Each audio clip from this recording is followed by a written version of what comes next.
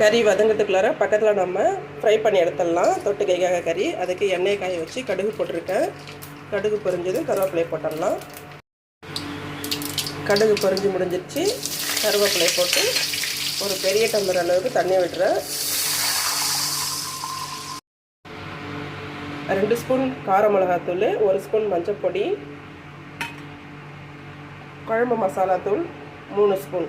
இது எதுக்குன்னாக்கா 2.5 kilo chicken நான் fry பண்ண போகிறேன் இன்றைக்கி.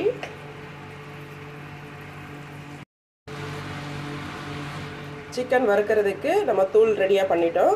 இப்போ இந்த ஸ்டேஜில் 2.5 கிலோ நான் சிக்கன் கழுவி வச்சுருக்கேன். அதை அதில் ஆட் பண்ணிடலாம்.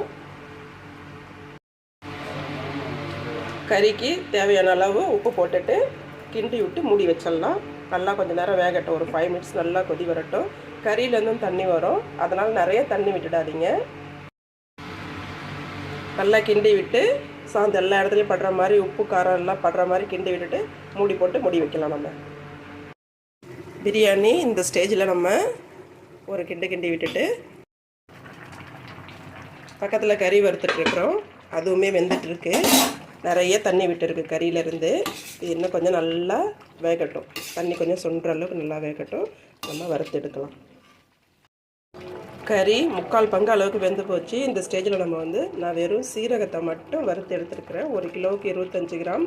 இது நம்ம 2.5 கிலோ போட்டிருக்கிறதால நான் ஒரு 50 கிராம் கொஞ்சம் கூட போட்டிருக்கிறேன். நல்லா பொன்னிறமாக வறுத்திட்டு பவுடராக அரைச்சி வச்சுருக்கிறேன். இது மேலே போட்டுடலாம். இது மேலே இது போடும்பொழுது கறி இன்னும் நமக்கு நல்லா சாஃப்டாக இருக்கும் சீரகம் போடுறதால.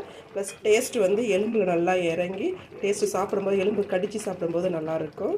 நீங்கள் இந்த மாதிரி செஞ்சு பாருங்கள். கறி வறுத்து முடிச்சாச்சு. ஃபைனலாக இப்படி தான் இருக்கும் அதோட லுக்கு.